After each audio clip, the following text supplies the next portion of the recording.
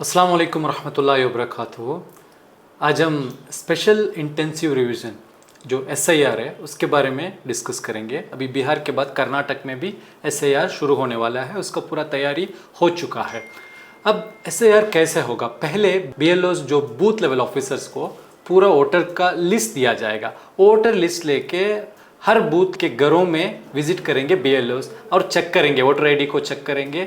उसमें कोई करेक्शन है तो एक एन्यूमरेशन फॉर्म दिया जाएगा वोटर को, आप फिल करके एक कॉपी बीएलओ खुद लेके जाएगा, एक कॉपी वोटर को दिया जाएगा। फिर सेम चीज़ ऐप में अपलोड हो जाएगा, सेम करेक्शन।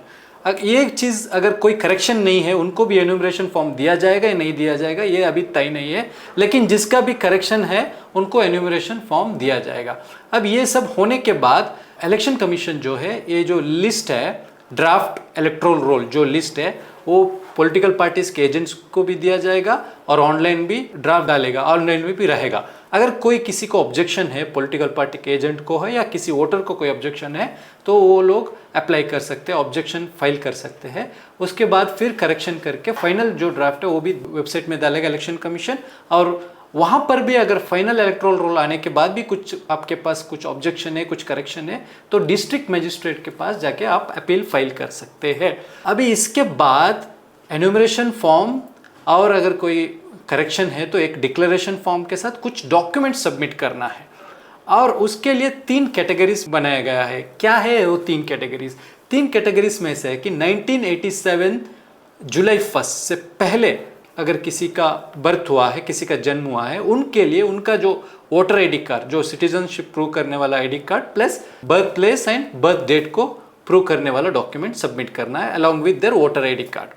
वो 1987 जुलाई 1 से पहले अगर किसी का जन्म हुआ है। अगर 1987 जुलाई 1 के बाद और दिसंबर 2004, दिसंबर 2 2004 इसके बीच में अगर किसी का जन्म हुआ है, ये सेकेंड कैटेगरी है। उनके लिए अपना वोटर आईडी कार्ड, अपना सिटीजनशिप प्रूव करने वाला कोई कार्ड और डेट ऑफ बर्थ और बर्थ प्लेस प्रूव करने वाला कोई एक आइडेंटिटी देना चाहिए ये। और उसके साथ साथ उनके फादर या मदर किसी का बर्थ प्लेस और बर्थ डेट प्रूव करने वाला आइडेंटिटी कार्ड देना चाहिए। ये सेकेंड कैटेगरी होगा। थर्ड कैटेगरी में ऐसा है कि दिसंबर 2004 के बाद, उसके बाद अगर जन्म हुआ है, बर्थ हुआ है, उनके लिए अपना वोटर आईडी कार्ड और अपना सिटीजनशिप प्रूव करने वाला कार्ड, साथ में अपना डेट ऑफ बर्थ और बर्थ प्लेस प्रूव करने वाला आईडी कार्ड, साथ में माँ का डेट ऑफ बर्थ और बर्थ प्लेस प्रूव करने वाला आइडेंटिटी कार्ड प्लस फादर का डेट ऑफ बर्थ और बर्थ प्लेस प्रूव करने वाला आइडेंटिटी कार्ड को सबमिट करना चाहिए। इसी तरह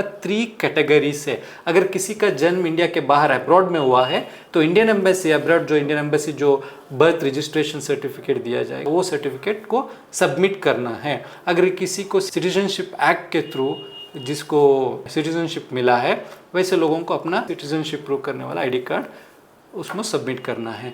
इसके अलावा क्या क्या डॉक्यूमेंट्स गवर्नमेंट एक्सेप्ट करेगा? डॉक्यूमेंट्स का एक पूरा लिस्ट है। उसमें आपका पेंशन कार्ड गवर्नमेंट या गवर्नमेंट एंटरप्राइज या कोई भी गवर्नमेंट इदारा का pension card, identification certificate government उसको अप्रूव करेगा। उसके अलावा अगर 1987 से पहले अगर आपका बर्थ हुआ है तो आपको LIC जो लाइफ इंश्योरेंस का कार्ड भी चलेगा, पोस्ट ऑफिस का कोई अकाउंट का भी चलेगा, बैंक का अकाउंट का डिटेल भी चलेगा। तो इस तरह का अगर यह लोकल अथॉरिटी का कोई भी एक सर्टिफिकेट चलेगा, किसी भी एक, और बर्थ सर्टिफिकेट चलेगा, पासपोर्ट चलेगा, आधार कार्ड चलेगा, आपके लैंड अलॉटमेंट का, लैंड राइट का कोई भी एग्रीमेंट चलेगा, फॉरेस्ट राइट्स एक्ट का कोई भी एग्रीमेंट चलेगा। ये सारे डॉक्यूमेंट्स जो है आप दे सकते हैं। या फिर आपकी कोई भी एक लोकल अथॉरिटी जो भी सर्टिफिकेट दिए, कास्ट सर्टिफिकेट, SC ST या कोई भी कास्ट सर्टिफिकेट भी गवर्नमेंट एक्सेप्ट करेगा, आधार कार्ड भी गवर्नमेंट एक्सेप्ट करेगा। ये पूरा डॉक्यूमेंट्स का लिस्ट भी आपके स्क्रीन में आएगा। ये कोई भी डॉक्यूमेंट्स आप सबमिट कर सकते हैं। इसके फाइनल में अगर कोई BLO जब आपके घर आएंगे तो अगर किसी का करेक्शन है, किसी का घर दूसरे गली में शिफ्ट हुआ है, हाउस शिफ्ट हुआ है, तो वो फॉर्म 8 देगा आपको। Form 8 in the sense shifting of residence या करेक्शन इन द नेम, वो भी देगा फॉर्म। वो फिल करके आप दे के आपको वोटर आईडी कार्ड को फाइल करना नया एपिक कार्ड के साथ। अगर वहाँ नहीं है, वो शिफ्ट हो चुका है, वो मिला नहीं, मुलाकात नहीं हुआ, वो घर में है ही नहीं है, तो आपको BLO आपका जो एपिक नंबर को इनवैलिड करार देते हुए, सिफारिश करते हुए वो आपको फॉर्म 6 देगा, जो बिल्कुल नया वोटर आईडी कार्ड के लिए आप अप्लाई करना और नया एड्रेस में आपका नया वोटर आईडी कार्ड मिल जाएगा। तो ये है प्रोसेस पूरा SIR का, जो स्पेशल इंटेंसिव रिवीजन जो शुरू होने वाला है। थैंक यू, जज़ाकल्लाह।